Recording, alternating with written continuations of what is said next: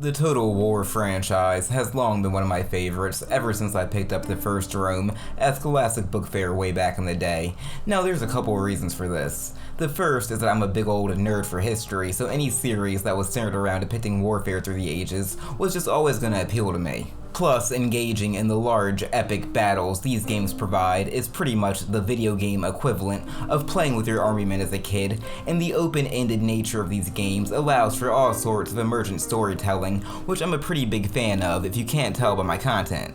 Now, Shogun 2 is one of my favorite entries, and it's often considered one of the best jumping on points for newcomers due to its smaller scale when compared to its siblings. However, don't get it twisted, as it still allows for the player to engage in all sorts of wacky shenanigans. 1545. This is Sengoku Jidai, the age of the country at war.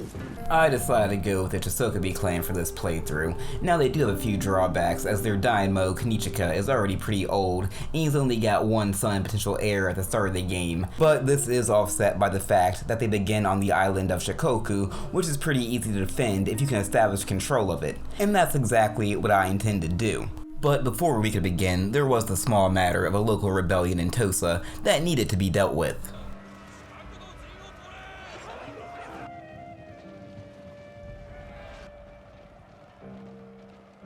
Once those treacherous dogs had been brought to heel, I turned my attention north towards Iyo, which was currently in possession of the Kono clan. After slaughtering the bulk of their army out in the field, I would then wipe out the remains of their troops who had fled back to their stronghold.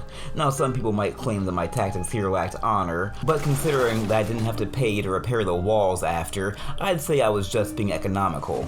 Plus, it's not like any of the enemies survived to share the story of what actually went down, so I'm free to mythologize the event however I damn well please. With Iyo firmly under my control, I then shifted my focus towards Tanuki, which was renowned for its high quality stone. After sending in a ninja to do some recon and confirming that the settlement was undefended, I officially declared war on the Sagara clan. However, I quickly discovered that I was walking right into a trap, as the Sagara daimyo had hidden his army in some nearby woods and was lying in wait to spring an ambush. Remember, when surrounded on all sides, a noob cube can be your best friend. If you've got some extra troops to break out of the cube and flank the enemy once they're engaged in combat, well, that's even better. Now in possession of the majority of Shikoku, it seemed like a good opportunity to pause and catch my breath a little. Waging war on one's enemies is quite the expensive endeavor, so I made sure to improve my infrastructure, paying special attention to the farms in my domain, as a full rice bowl is the foundation of wealth. During this time, there were also rumors of a strange foreign religion that popped up over in Kyushu,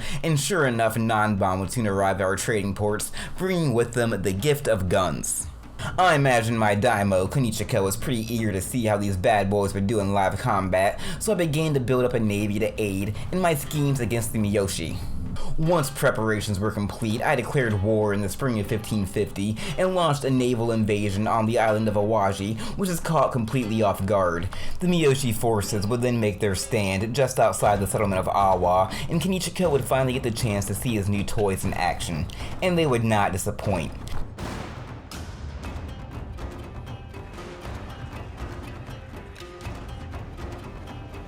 Now, to their credit, the Miyoshi would put up a valiant struggle, but in the end they fell just like all the rest, and after 6 years, the conquest of Shikoku was finally complete.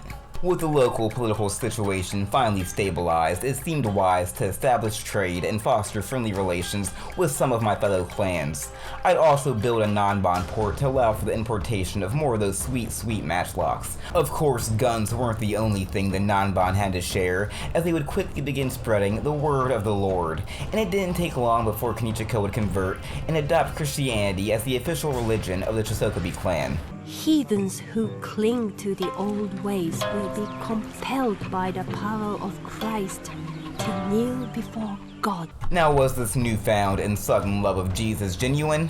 Well, that was debatable, but what couldn't be argued was the daimyo's love of guns, as he was acutely aware that they'd aid him tremendously in his goal of becoming shogun. And once they received word he converted, the non-bomb were willing to make their shipments far more frequently and at an even better price. They would also give him exclusive access to a few new tools to help spread God's love. Deadly and terrible, these huge cannons cause significant damage to buildings when placed at range.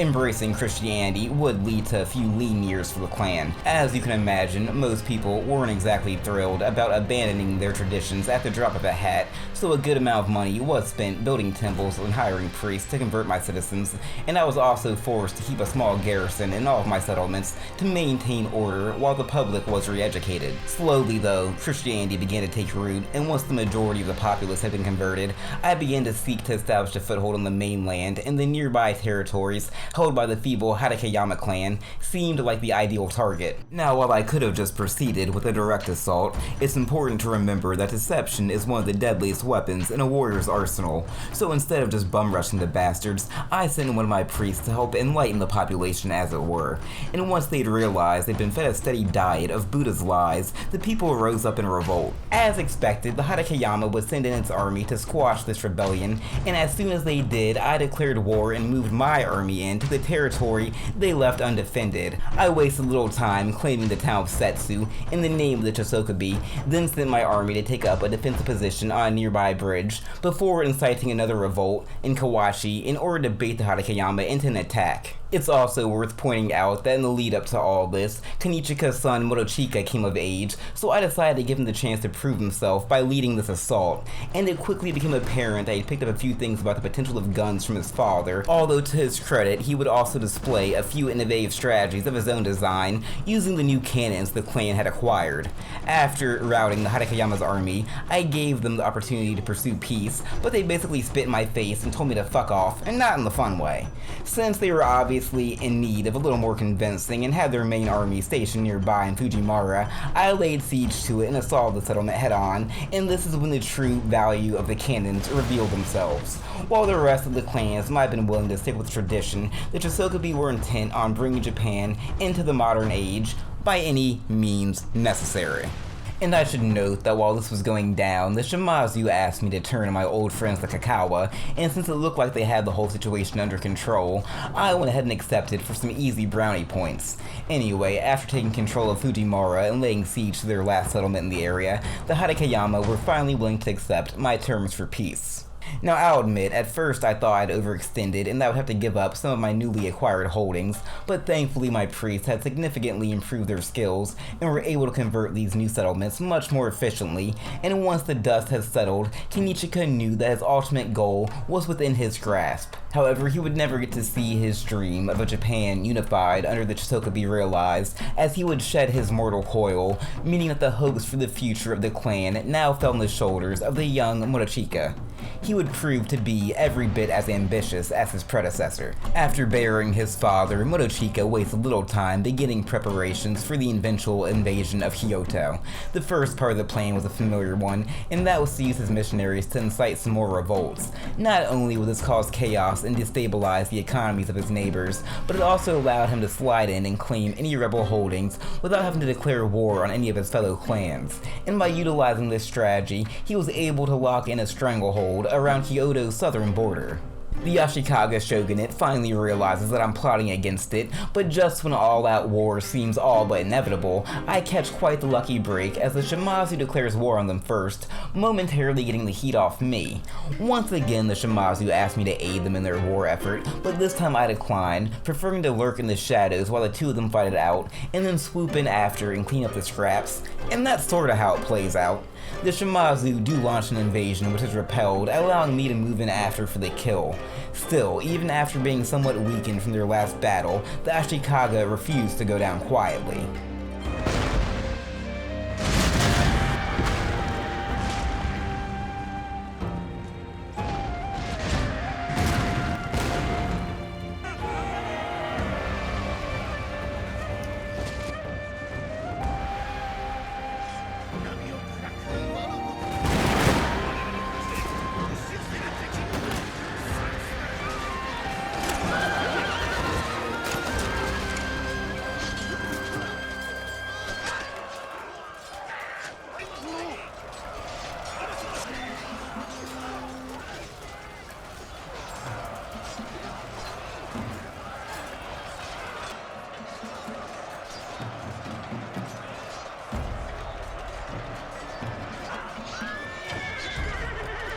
Yet, after hours of hard fighting, it was the Shikoku who would emerge victorious, as Motochika would fulfill his father's dream, becoming Shogun, bringing an end to the 2-century reign of the Ashikaga.